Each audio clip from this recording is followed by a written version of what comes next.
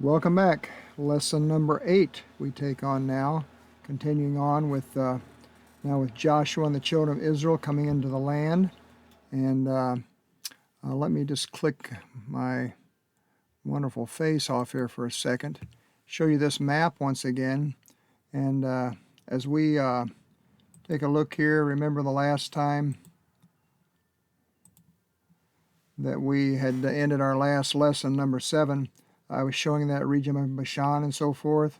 And if you remember that, that's where they first go in with Moses there, and they take care of Sihon, the king of the Amorites, and then the king of Bashan, Og, the giant, and how they were associated with the giant clans. Well, there are still giants in the land. There's some left to do, but the remnant up there was taken care of, as we learned. And now we're going to be looking at Joshua as he leads the children of Israel after Moses passes away. So if you're in Joshua chapter 1, go there with me, Joshua chapter 1. Joshua 1.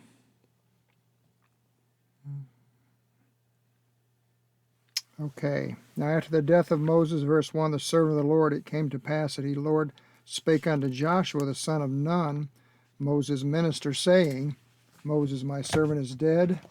Now therefore arise, go over this Jordan, thou and all the people unto the land, which I do give them, even to the children of Israel. Every place that the sole of your foot shall tread upon, that have I given unto you, as I said unto Moses.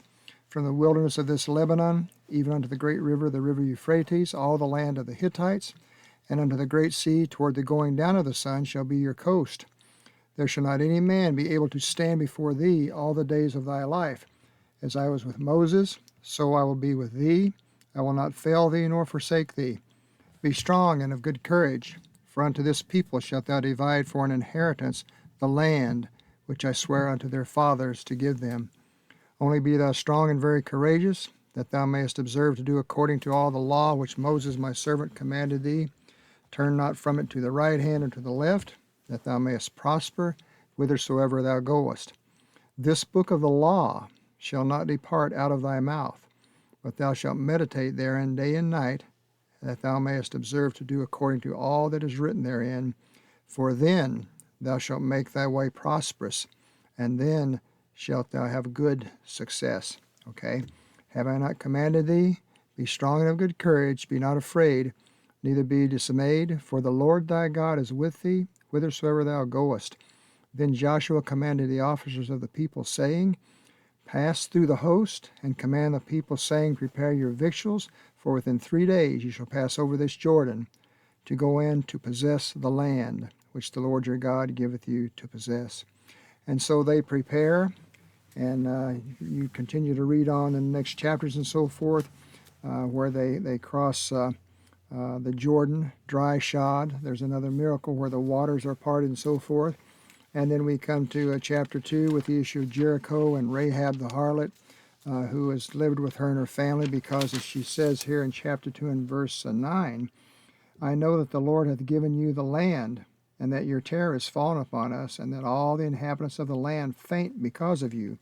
For we have heard how the Lord dried up the water of the Red Sea for you, when ye came out of Egypt, and what ye did unto the kings of the Amorites that were on the other side Jordan, Sihon and Og, whom ye utterly destroyed. And as soon as we heard these things, our hearts did melt, neither did there remain any more courage in any man because of you. For the Lord your God, he is God in heaven above and in earth beneath. Quite a testimony there from Rahab the harlot, understanding who Israel's God, Jehovah God, is all about, the Most High God, creator of heaven and earth. And so, and then Joshua's a fascinating book as you go through there with the various battles and so forth and wars that they accomplish. You have the issue there in, which chapter is that? Is that at Ai? But you see there's one instance there where the sun stands still so that they can continue in the battle. There's the issue of where they are defeated at Ai because of the sin of Achan, but then when that is found out and dealt with, then they go on and have success and victory. And that's going to be the case in all their battles that they have. And I think, let's see, go over to chapter Let's go to chapter, I got 11, I believe. Yeah, chapter 11 in Joshua. Joshua chapter 11. And beginning with verse, I want to begin with verse 18. I've got 20 up there, but let's verse 18. Joshua made war a long time with all those kings, and again a reference to the preceding chapters, which describe the northern and southern campaigns and so forth, and all these various cities round about there that they are commanded to go in and take and drive out and destroy, utterly destroy these Canaanite civilizations who are the seed of the serpent. Okay, and so. Joshua made war a long time with all these kings. Verse 19, there was not a city that made peace with the children of Israel, save the Hivites and the inhabitants of Gibeon. All others they took in battle. For it was of the Lord to harden their hearts. There we see that issue again. Why? That they should come against Israel in battle. Why? That he might destroy them utterly, and that they might have no favor, but that he might destroy them, as the Lord commanded Moses. And at that time came Joshua and cut off the Anakims. Remember who the Anakims are. They're those are the giant clans. He cut off the Anakims from the mountains from Hebron, from Debir, from Anab, and from all the mountains of Judah, and from all the mountains of Israel. Joshua destroyed them utterly with their cities. Okay? There was none of the Anakims left in the land of the children of Israel, only in Gaza, in Gath, and in Ashdod there remained. Okay? And so you recall who's going to be up there in Gath, Goliath of Gath, and eventually David will end up facing him. And he's got some brothers up there too who are also giants. Verse 23, so Joshua took the whole land according to all that the Lord said unto Moses, and Joshua gave it for an inheritance unto Israel according to their divisions by their tribes, and the land rested from war. Okay? So this slide I have here before us, this issue of being devoted to destruction, these tribes and who are located there amongst the Canaanite civilization, the Amorites, the Hittites, all these other peoples who are there, because of unbelief now in Israel, the generation who came out from Egypt, that first generation, they die outside of holy ground being the land that God had promised to give to them all the way back to Abram, Isaac, and Jacob, and then down through Moses, and now Joshua takes them in to inherit what God has promised to give them. So this next generation under his leadership, Joshua's leadership, they'll go in under the renewed agreement of the land of promise, which we just read about back there in the first chapter. And again, they're going to face the same threat as did the previous generation. Remember, the previous generation died in unbelief because when they sent the spies and they came back, other than Caleb and Joshua, everybody said, we can't do this. There are giants in the land. We're going to get beat, not trusting what God had told them, that he would go before them and give them victory. And so for 40 years they wander and eventually die off in the wilderness in unbelief. But now, the next generation, they come back, and it's not as anything has changed. They still must face the same obstacle there. There are still giants in that land. Their bloodline, the seed of the serpent, must be destroyed. And we just read about all that, how that Joshua took care of those issues. So these enemies are to be devoted to destruction by the Lord's command. That's what we read in verse 22 back there.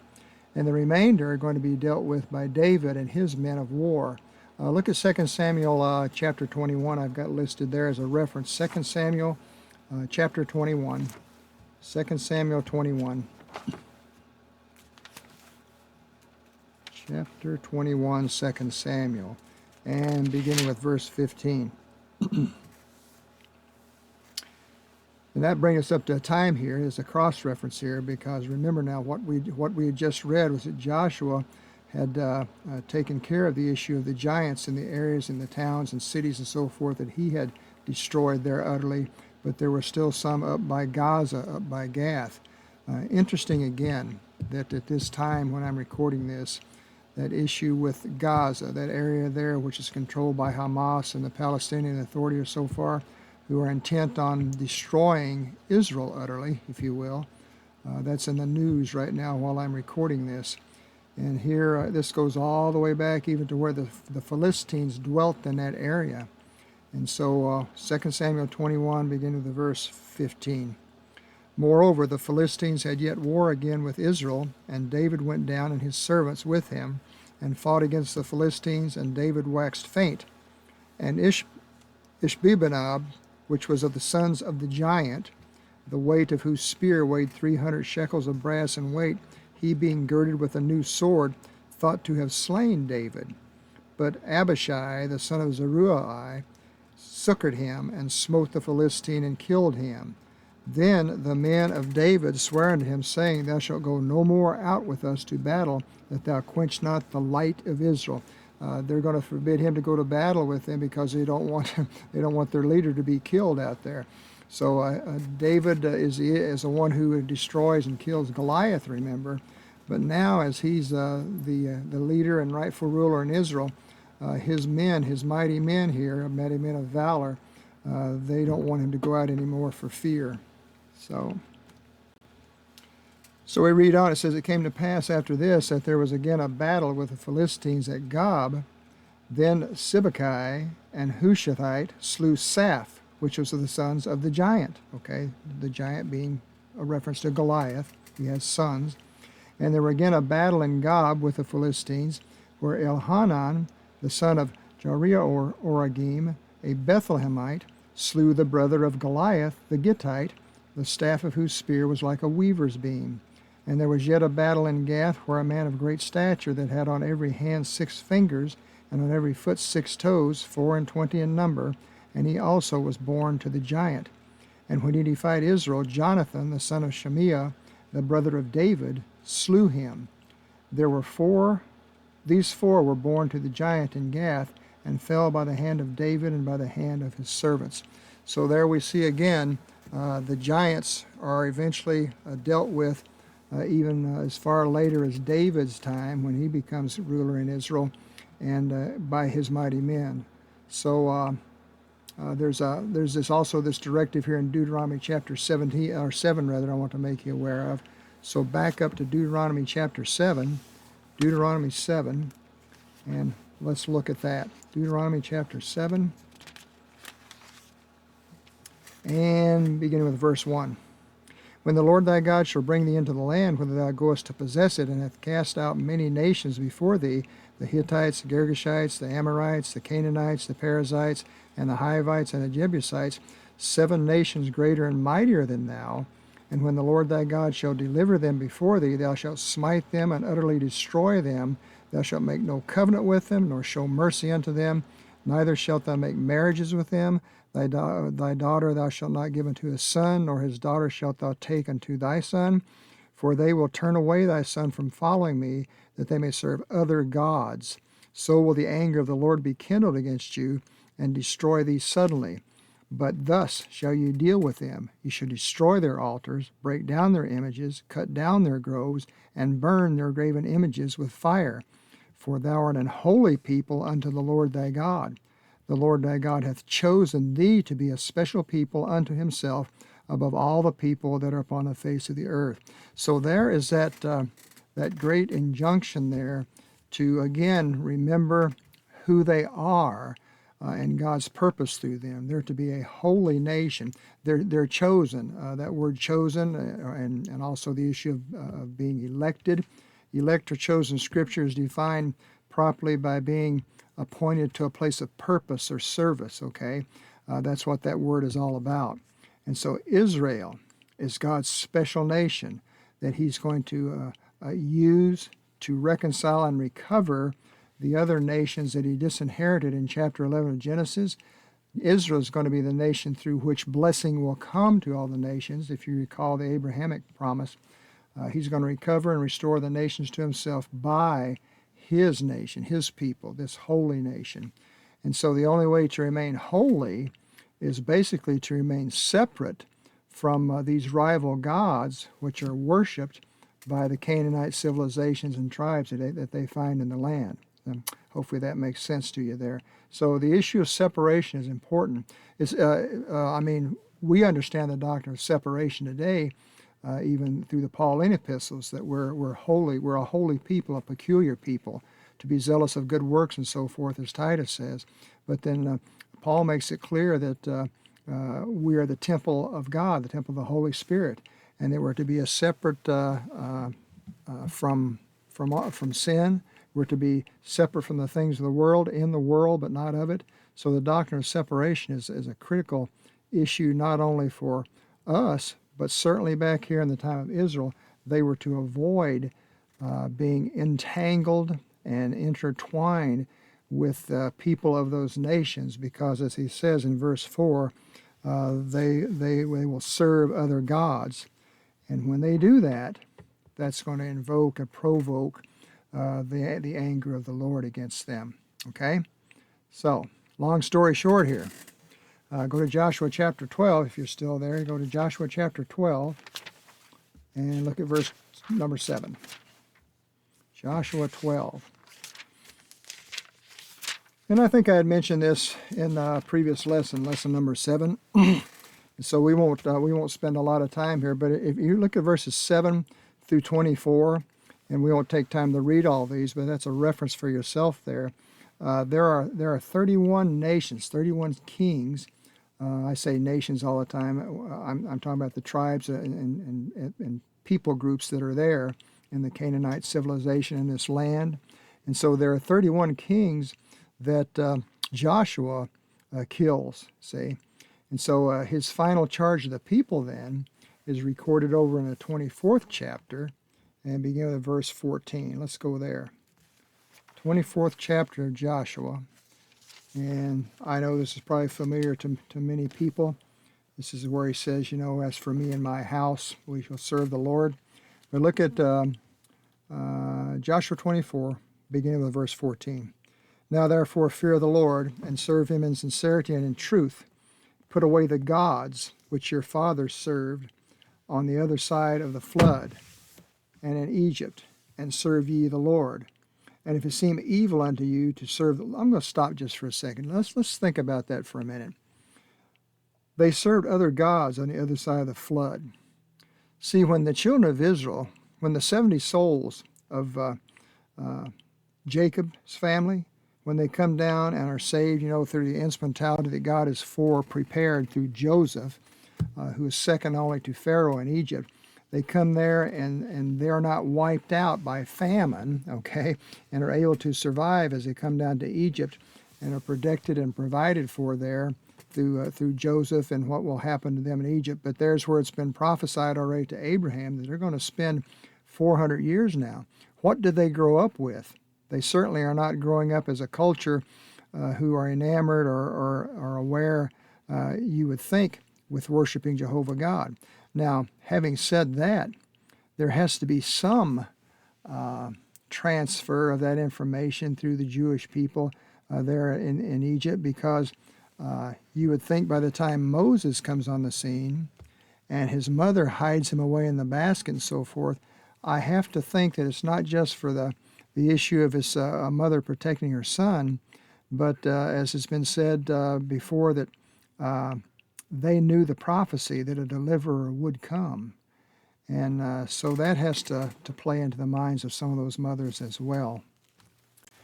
And didn't even get into all of that stuff, but let's continue on here in chapter 24 of Joshua. Verse 14, now therefore fear the Lord, serve him in sincerity and in truth, and put away the gods which your fathers served on the other side of the flood and in Egypt, and serve ye the Lord. And if it seem evil unto you to serve the Lord, choose ye this day whom ye will serve, whether the gods which your fathers served that were on the other side of the flood, talking about the river, Jordan River, or the gods of the Amorites in whose land ye dwell. But as for me and my house, we will serve the Lord. And the people answered and said, God forbid that we should forsake the Lord to serve other gods. For the Lord our God, he it is that brought us up out and our fathers out of the land of Egypt, from the house of bondage, and which did those great signs in our sight, and preserved us in all the way that wherein we went, and among all the people through whom we passed. Okay? And the Lord drave out from before us all the people, even the Amorites, which dwelt in the land. Therefore will we also serve the Lord God, for he is our God. And Joshua said unto the people, You cannot serve the Lord, for he is an holy God. He is a jealous God. He will not forgive your transgressions, nor your sins. If ye forsake the Lord and serve strange gods, then he will turn and do you hurt and consume you, after that he hath done you good. And the people said unto Joshua, Nay, but we will serve the Lord. And Joshua said to the people, Ye are witnesses against yourself, and ye have chosen you the Lord to serve him. And they said, We are witnesses. Interesting thing. Now they have just made this vow, if you will, to serve God, and to default on that vow is going to have dire consequences, as we'll see in just a minute here. So the tribes of Israel, after Joshua dies, in fact, where is that? Go to Judges chapter 2. Judges chapter 2. Judges chapter 2, and look at verse, begin with verse 1. The angel of the Lord came up from Gilgal to Bochim, and said, I made you to go up out of Egypt, have brought you into the land which I sware unto your fathers. And I said, I will never break my covenant with you, and you shall make no league with the inhabitants of this land. Ye shall throw down their altars, but ye have not obeyed my voice. Why have ye done this? So here we go. Joshua passes off the scene. He dies. And now they begin, as I said before, they begin to default on the vow that they've made. Yeah, we'll serve the Lord. And so now they default in this, and they've gone against the very vow that they had made. Verse 3, Wherefore I also said, I will not drive them out from before you, but they shall be as thorns in your sides, and their gods shall be a snare unto you. And he called the name of that place, verse 4 rather, and it came to pass when the angel of the Lord spake these words unto all the children of Israel, that the people lifted up their voice and wept, okay? And they called the name of that place Bochim, and they sacrificed there unto the Lord. And when Joshua had let the people go, the children of Israel went every man to his own inheritance to possess the land, and the people served the Lord all the days of Joshua, and all the days of the elders that outlived Joshua, who had seen all the great works of the Lord that he did for Israel. And Joshua the son of Nun, the servant of the Lord, died, being 110 years old. And they buried him in the border of his inheritance in Timnath-Heres, in the mountain of Ephraim, and the north side of the hill Gaash. And also all that generation were gathered unto their fathers. And there arose another generation after them, which knew not the Lord, nor yet the works which he had done for Israel. Why did they not know the Lord and the works which he had done for Israel? Because obviously the previous generation who had seen these things, who had experienced the power and majesty of the Lord working in their midst, they failed to pass this on. They did not instruct their children as Moses had told them, and instruct them in the things of Moses when you sit down, when you rise up, when you're in the field, so on and so forth, to be able to teach these to your children. And so now this generation comes up who know not the Lord. Verse 11, and the children of Israel did evil in the sight of the Lord and served Baalim, okay? And they forsook the Lord God of their fathers and brought them out of the land of Egypt and followed after other gods, the gods of the people that were round about them, and bowed themselves unto them and provoked the Lord to anger. And they forsook the Lord and served Baal and Ashtaroth. And the anger of the Lord was hot against Israel. And he delivered them into the hands of the spoilers that spoiled them, and he sold them into the hands of their enemies round about, so that they could not any longer stand before their enemies. So now, because of this capitulation to these other gods and so forth, in direct contradiction to what God had instructed them to be and to do, they find themselves in a situation where they're weakened, okay? They can't defeat their enemies any longer. God is not with them. He's angry with them, and he allows these other nations and uses these other nations basically as a tool of chastisement in his anger against them, if you will.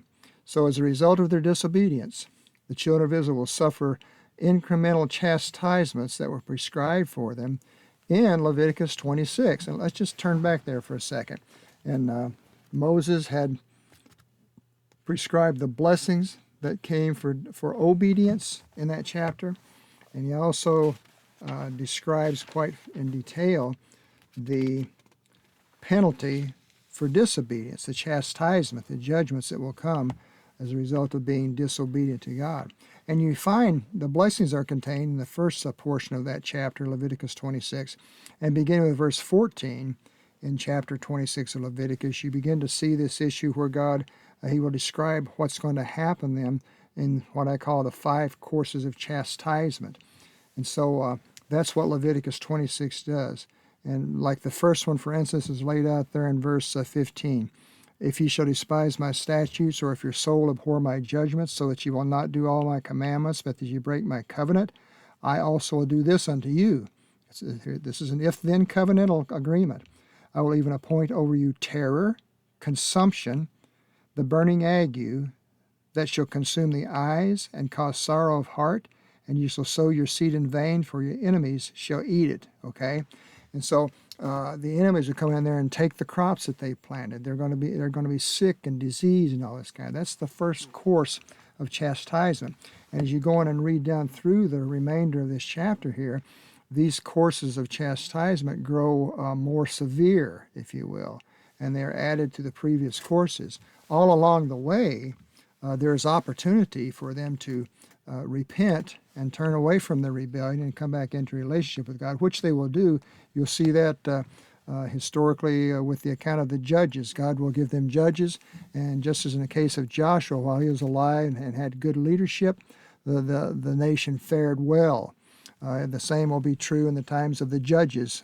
When the judge is alive and leading in accordance with adherence to Jehovah God and the law of Moses, they will do well. And then the judge will die, and they'll fall away again. And you see that pattern repeated until the 5th course of chastisement, in which case there is no remedy or remediation for that. In fact, the 5th course of chastisement, I think, is probably most of you understand, that entails the 70 weeks of Daniel, of which the 70th week has yet to be consummated, and that's what is known quite popularly as the tribulation period, the time of Jacob's trouble and so forth. And so that is yet to happen and to take place. And once the body of Christ has been taken up and been caught up to be with the Lord, that issue and basically what they call about the time clock, if you will, that has yet to be fulfilled. It will be fulfilled prior to the establishment of the coming of the King Jesus, to establish his kingdom there for that 1,000-year reign on the earth, and in fulfillment of God's promises to Israel with regard to that as well. Okay, so a couple more illustrations here about this thing of the chastisement and what's going on there. And again, you see the whole point behind looking at spiritual warfare and spiritual realm realities. There's the behind the scenes and the invisible realm, if you will, in the spiritual realm. There are tactics and strategies by Satan going on to come against Israel, because remember, what's the issue with Israel? Well, that's where the seed line of the woman is coming through, okay? And he needs to destroy Israel because of that promise made back, if I can use that word, a promise made to him back there, that the seed of the woman was going to be the one which would bruise his head. In other words, bring his destruction about. And so his attention, his focus, and his turn to the nation of Israel. And so how is he going to draw them away from serving and worshiping and obeying the Most High God, the God of Israel? How's he going to do that? Well, he's going to entice them through the gods of these other nations. And if you know anything about the worship that was going on of Baal and Ashtaroth and some of these other devilish deities back there, you know that a lot of that pertained to human pleasure, sexual pleasure, and so forth, and all that kind of thing. And they would be drawn away from that. Plus the fact they're going to end up disobeying God on another aspect, and that's intermarrying with these other nations about them, these other tribes of people about them in Canaan land. And so they'll give their daughters in marriage, and they'll bring daughters to their sons in disobedience to what God told them, and they'll end up doing exactly what he said. They will go away from God and begin to serve and worship these other gods. What does that entail? Well, that causes the anger of the Lord to rise against them. And so again, the course of chastisement laid out here begin to happen to them. Let me show you one, and I put these here because they're some of the most interesting that I know of. So go to 2 Kings chapter 2. 2 Kings chapter 2. And while you're turning there, let's capture, I've got Deuteronomy 28 listed here too as we go by. Deuteronomy 28, let's look at that one first. Chapter 28, 9 through 14. Chapter 28, 9 through 14. Yeah, and this is basically repeating the issues of the blessings and the cursings. In verse 9 it says, the Lord shall establish thee an holy people unto himself, as he hath sworn unto thee, if thou shalt keep the commandments of the Lord thy God and walk in his ways. And all the people of the earth shall see that thou art called by the name of the Lord, and they shall be afraid of thee. So in verse 13, the Lord shall make thee the head and not the tail, and thou shalt be above only, and thou shalt not be beneath, if thou shalt hearken unto the commandments of the Lord thy God, which I command thee this day to observe and do them. And thou shalt not go aside from any of the words which I command thee this day, to the right hand or to the left, to what? To go after other gods to serve them. I don't know how many times that if you study through Leviticus, Deuteronomy, those places there, how many times over and over and over he warns them about not entangling themselves with these other gods of the land, okay? And it's described so many different times in there, it's unreal. And so then he gives the promise of the cursings for disobedience. If you go away, bad stuff is coming, okay? Now go with me to 2 Kings chapter 2 for a minute, and I'll show you this issue here. And this always puzzled me too, until I figured out and did the study on this issue of the chastisements, the 5 courses of chastisement that they're going through. 2 Kings chapter 2, 2 Kings 2, and verse 23 when I get over there. 2 Kings chapter 2, and look at verse, and this is Elisha. Elisha has succeeded Elijah, and taken up his mantle and so forth. And here's the prophet of God, Elisha. Elijah and Elisha, by the way, are what we term as the non-writing prophets. They're written about, but they did not write anything like Ezekiel, Isaiah, Jeremiah, and those writing prophets. They're the non-writing, but very powerful 2 men of God who performed various miracles and so forth there in the land of Israel, and they were the prophets of God at that time. But Elisha's here, and he's going up, verse 21, he went forth unto the spring of the waters, cast the salt there. I have healed these waters, there shall not be from thence any more death or barren land. So the waters were healed unto this day, according to the saying of Elisha, which he spake. And he went up from thence unto Bethel, okay? And as he was going up by the way, there came forth little children out of the city, and mocked him, and said unto him, Go up, thou bald head, go up, thou bald head. So these kids are, making fun. Apparently he's bald, but they're making fun of him and so forth. And he turns back and looks on them, and he cursed them in the name of the Lord. What in the world? And there came forth 2 she-bears out of the wood, and tare 42 children of them. And he went from thence to Mount Carmel, and from thence returned to Samaria. And I remember reading that years ago, and what in the world's going on there? Why are these bears coming out of the woods and mauling all these kids, and he curses them just for making fun of him. And then Leviticus chapter 26 and verse 22 is where this comes into play here. See, this is part of the 3rd course of chastisement, and God had promised them back there, if they disobeyed part of the 3rd course, that he would send wild animals amongst them to destroy their children. And so that is what's going on there under this 3rd course of their rebellion, the 3rd course of chastisement God puts into place because of their rebellion. And so that makes a lot more sense in light of an understanding of the courses of chastisement that God had put upon them. But let's remember once again, Why is this happening to Israel? Why would their children be being destroyed like this? Why would their crops be failing and so forth? Because they were living in rebellion and disobedience to the words of God that he had shared with them. They were capitulating to the satanic policy of evil rather than abiding under the good things and blessings that God had for them. Okay, last one here, and we'll close this lesson out. 2 Kings chapter 6. 2 Kings chapter 6.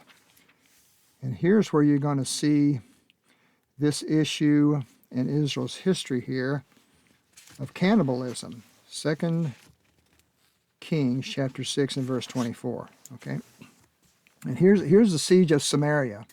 See, this is when the Assyrians come against the northern tribes up there. You're going to have they did siege warfare at that time. It's going to happen there. It'll eventually happen to Judah when they are taken by the Babylonians. But you just surround a city and you just starve them out. Okay, so in verse 24. Chapter 6 of 2 Kings, it came to pass after this that Ben-Hadad, king of Syria, gathered all his host and went up and besieged Samaria. And there was a great famine in Samaria, and behold, they besieged it until an ass's head was sold for 80 pieces of silver, and the fourth part of a cab of dove's dung for 5 pieces of silver. They were eating dove's dung and the heads of animals, you know. And as the king of Israel was passing upon the wall, there cried a woman unto him, saying, Help, my lord, O king. And he said, If the Lord do not help thee, whence shall I help thee? You know, he's at his wits' end. He has nothing left to help anybody with as the king. If God doesn't help you, you're out of luck, because I can't help either. Out of the barn floor, out of the wine press, well, they're empty. There's nothing left to eat, okay? And the king said to her, What aileth thee? And she answered, This woman said unto me, Give thy son that we may eat him today, and we will eat my son tomorrow. Can you just think of that? They're eating their own children, okay, because of starvation there. They're cannibalizing them. So we boiled my son, verse 29, and did eat him. And I said unto her on the next day, Give thy son that we may eat him. And she had hid her son. And he thought, oh my goodness, you know, what a horrible description of what's taking place there. But if you go back to Leviticus chapter 26, verse 29 and so forth, this is where the 5th course of chastisement has come into play, and God warned them the 5th time around they would eat their own children. And sure enough, here they are in this situation where they're cannibalizing their own progeny, okay? And so that's where you find Israel at the end of their time in Canaan land, the land of promise, so the land which portended great blessing for them by God, if they would be a holy nation, if they would be the head and not the tail as he promised. But they disobeyed. And under the satanic policy of evil there that's going on in the spiritual realm with all these other rival gods and so forth, they are being enticed to follow after them. And of course, because of that, because of their not staying in allegiance to Jehovah God, his anger is kindled against them. He exercises the righteous judgment which they had agreed to. You know, they bore witness against themselves, as it said.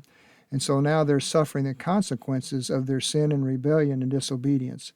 And that will eventually lead to the northern 10 tribes being taken into captivity by the Assyrians and taken out of the land of blessing and promise. And eventually Judah will also be taken out because of their rebellion. Okay? So that's enough for lesson 8. We've got about 39 minutes there. So we'll look forward to seeing you again in lesson 9. And I hope you go ahead and review this lesson and the verses and scriptures that are there, and even accomplish further studies on your own. God bless.